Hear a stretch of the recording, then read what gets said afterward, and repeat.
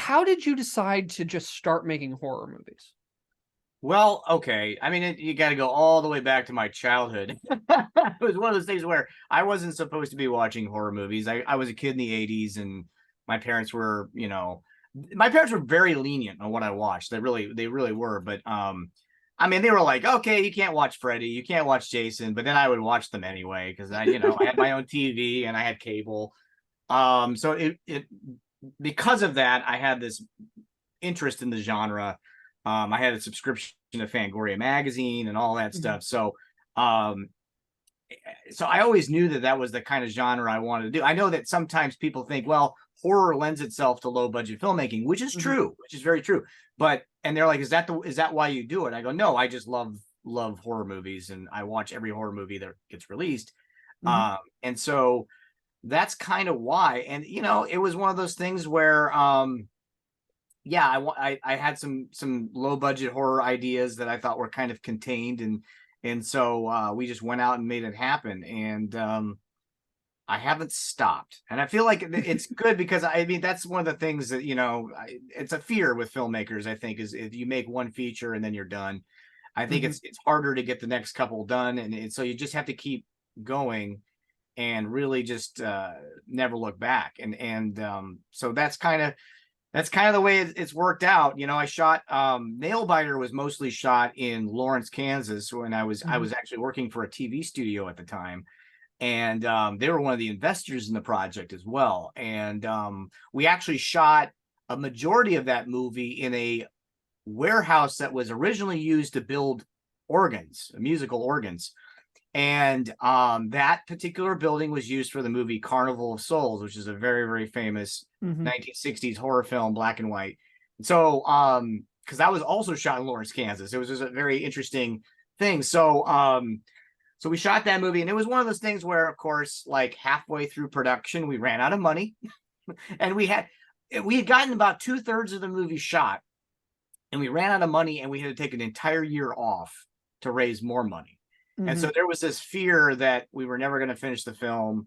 I was worried the actors were going to change their look and look completely different when we brought them back. But luckily, we persevered, got through it, and finished the film. And then it was released. It's funny because the first feature, I always tell people, takes like more than a couple of years if you're lucky. And that one took about 4 years to complete, and it got released in 2013. It was actually in the Redbox kiosks in 2013. Nice. And so and then it aired for a while on Chiller, which was a channel that NBC Universal owned. That closed. I think it stopped airing in 2018. But around that time I started working on another project. And do you mind if I just keep going with my I mean, like I will stop you if you get too far off, but okay, I haven't. I'm gonna go. Yeah. Okay.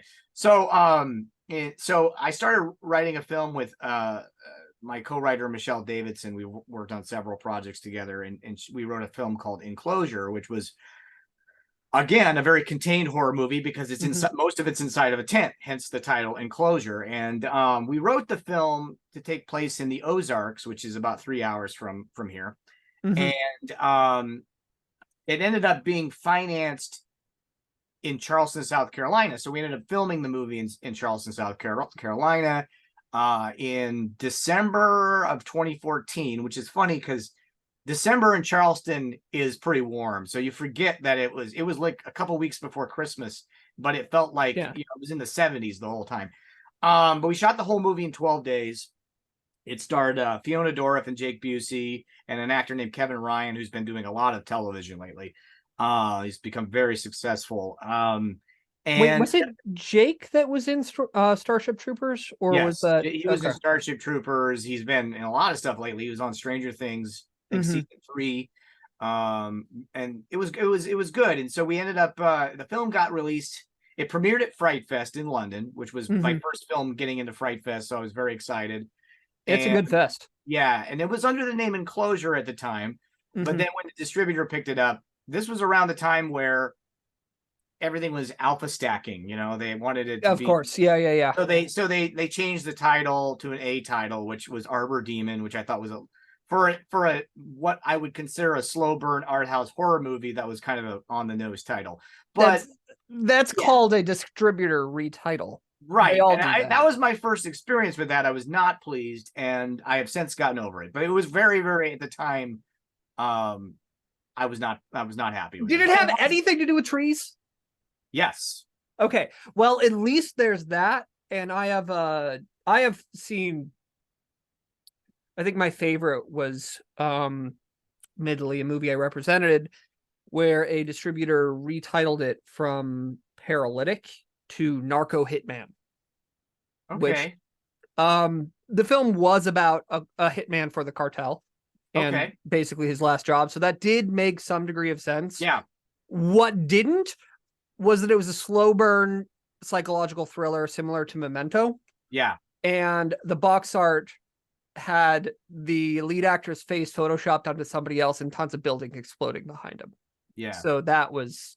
Yeah, that happens. I mean, when Nailbiter was released in Japan, they released it with this massive, because the movie, the story elements, there's a tornado and the mom and daughters run into a cellar, tree falls on the cellar door, and then from there it becomes a creature movie. But the tornado, and I've been trying to make a sequel to this movie for like a decade. I really have, and I always wanted to do it. So the poster the Japanese release had was a giant tornado with like gremlins jumping out of it, and then like 3 or 4 actors that were not in the movie running from an exploding house, and it was just like, but you know what? I have to say it was actually pretty cool. But yeah, so back to Arbor Demon, they released it in 2017, and you know, it's on MGM Plus now. It was on Paramount Plus up till about a month ago, and I think then they got rid of a lot of their film stuff. But so the film has done well, and then after that, I ended up taking a complete detour. I was approached by a writer producer here in Kansas City who was making a family film, and she was originally going to direct the film, and then I ended up taking over because she had some life issues that she needed to deal with, so she asked me to direct, and so I did.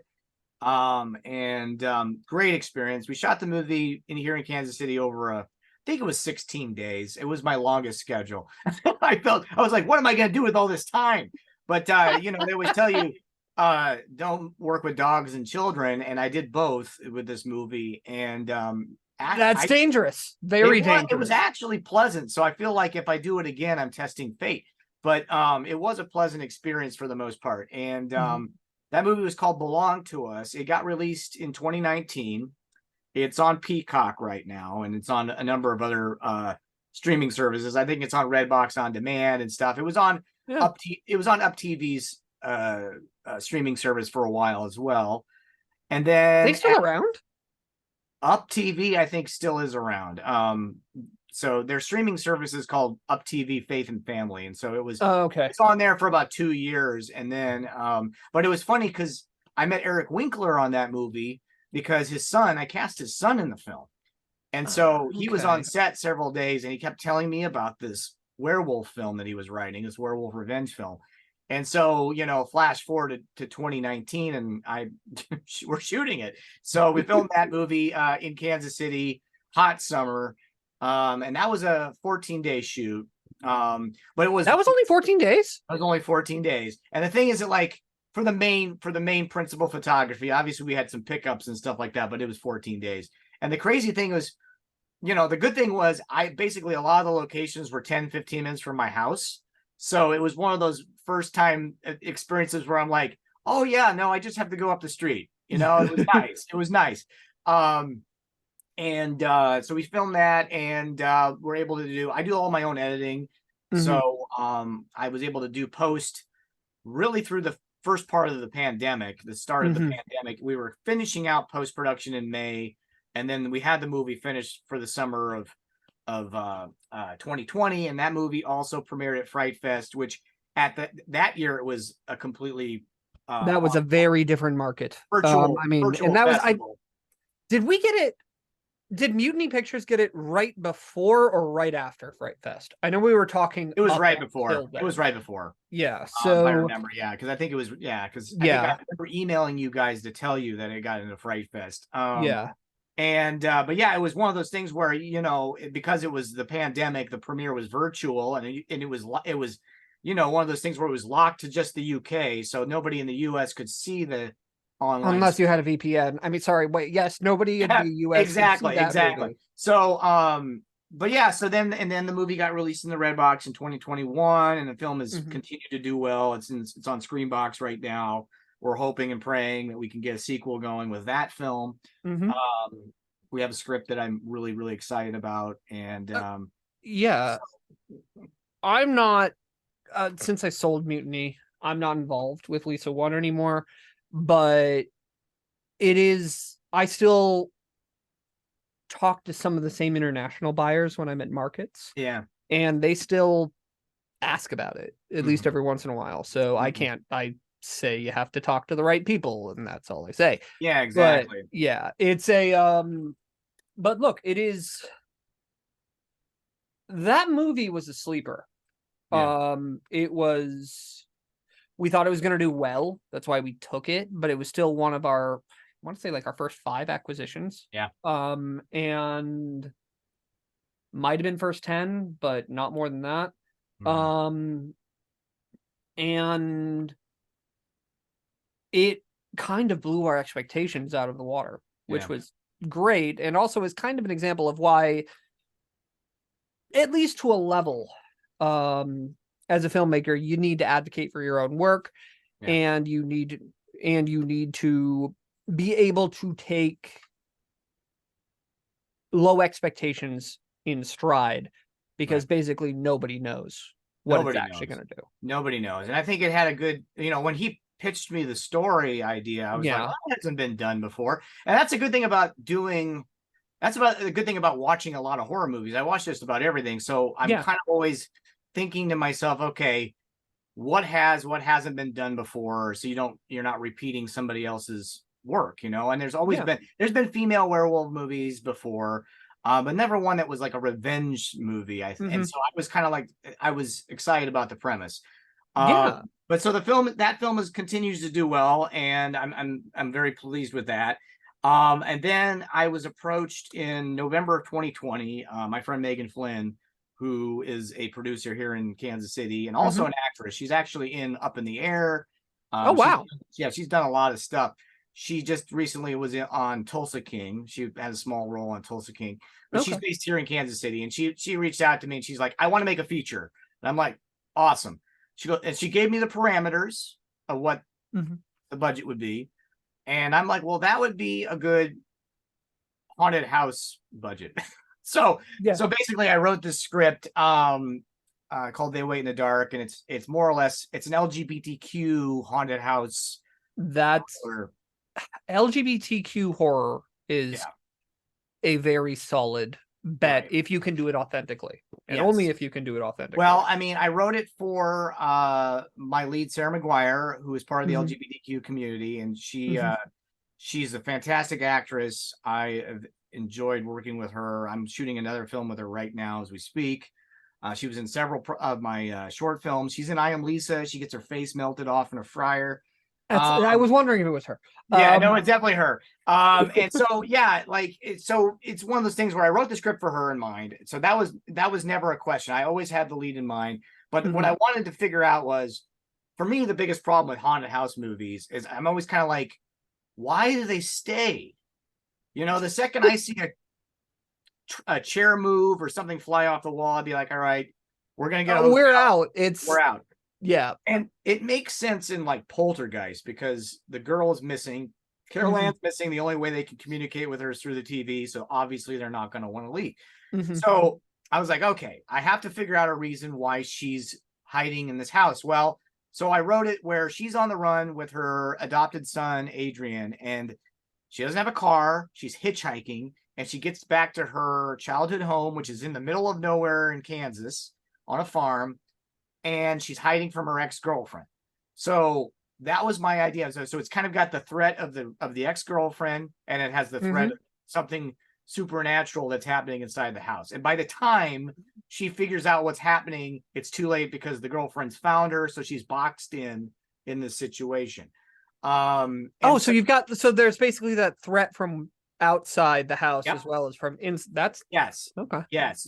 So like I said, by the time she figures out, okay, this house is haunted, she can't exactly just leave because the girlfriend is closing in on her and tracking her down. So it was that was my challenge. So I wrote the script in November of 2020, and we ended up filming the film in June of 2021, and it was a 12-day shoot, with 1 day of like aerials and inserts and stuff like that. So it was very quick, but I wrote it so that we could do it in that period of time, you know? Yeah. We shot a couple locations in Kansas City, one in Leavenworth, Kansas, where the prison is. We shot at the gas station there, and then we shot the house stuff in Topeka, which is about an hour and 15 from Kansas City, which was a challenge in the sense, okay, we found the perfect location. It's this abandoned farmhouse that's going to be renovated. In fact, they were renovating it while we were filming. So like they would tell us, they're like, hey, the kitchen's going to look completely different tomorrow. And we're like, oh shit, we better get all of the shots done by that point, right? So Yeah. But anyway, so then the challenge is you have a choice. You can either rent a house and make it look like the way you want it, or you can, but then you can also find somebody who's living in a house that looks like the way you want it, but then you have to pay for their hotel room while you're filming. So we were lucky. We found a house that basically was abandoned and had all this stuff inside of it still. And it was great. I mean, we had to go in there and kind of make it nicer because it was like a health. Oh yeah. I have a side business in real estate investment and property management here in Philadelphia, which means I've been in a lot of long abandoned houses, and those places can get really scary really fast. Yeah. No, it was, and we were June 2021 was kind of that weird gap between people being vaccinated and Omicron. So it was like we had this nice little window of opportunity to make a movie, and then it was like July, Omicron took off, and everybody was getting sick again and stuff. So, we were able to get it done in that time period, and so then we premiered the film once again at Fright Fest. I make it my life goal to premiere all my features there if the time. It's a good place to do it. Yeah, really. it gets you a lot of attention, and it's just a really great festival. The only bad thing about this last time I was there is I caught COVID while I was in London, but that's that's not my own fault. That's my own fault. But so we premiered it there, and then the movie got released in February. We got a nice review in the New York Times, and did you get the LA Times as well, or just the New York? Just the New York Times. Okay. Were they nice to you? Yes, they gave it a positive review. So that's great. Go ahead. No, we were like, that was one of the things where like my producer that morning, she texted me, she's like, we're in the New York Times, and I'm like, oh God, please tell me it's a good review. And it was very positive. And so we're at 100% on Rotten Tomatoes, at least with the critics. That's not so bad. That's quite good. So are you certified yet? Do you have enough for the no, we have 15 reviews up there, but that's close. It's 20, isn't it? Yeah, I think so. So no, it was good, and so we're continuing to screen, and I just had I've had 3 screenings of the movie in the last couple days. I had one in Topeka on Saturday. This is the 1091 that we were talking about in the pre-roll. Yes, right? Correct. 1091 Pictures distributes the film in the US. And so and I've been it's got a couple screenings here in Kansas City. Probably the last time it's going to be playing on the big screen before it's strictly, streaming. And I think they told us that we're going to be hopefully in a couple different places streaming wise in October for Halloween. Right now it's on Apple TV and Vudu and iTunes, and you always start it with the TVOD. That's the just TVOD, and then, yeah. I'm praying that it ends up at some cool places, and so but I'm very proud of the movie. But it was one of those movies where I'm like, if this doesn't work, it's almost 100% my fault because I wrote the script, I edited the film, directed the film, so I felt like a lot of pressure to not mess it up. So it sounds like a really solid I'm Yeah. very proud of it, and the performances are really good in it. And we made it for like a teeny tiny budget, Yeah. and we did it with a small crew, and we were lucky in the sense that when we wouldn't have been able to make the movie in 12 days if we hadn't had that location, Yeah. because we were able to leave all the lights set up for the next day, so it was a walkaway set. That really saved us. Oh So yeah. No, so I've wanted to start a podcast yeah, for like a bit over a year, at very least since I sold Mutiny. The big right. reason it took me so long to start it is I was absolutely adamant that I needed to have a room in my house that is a walkaway set with a green Yeah, screen and lights, because I yep, knew I would never use it if it wasn't that. right. And that's a very, very, very small scale of what you're Yeah, talking about, but it is, it's vital. yeah, Because entirely. otherwise you feel like you have to set it up each time, and then you get less motivated to actually do it. If it's already set, you just have to sit down and make it happen. Yep. um, but yeah, no, it was nice in the sense that basically we knew the house was getting renovated, so we're like, oh, do you mind if we put some nails in the wall? Nope. Okay, cool. Because you never know if you're working on somebody else's house. I know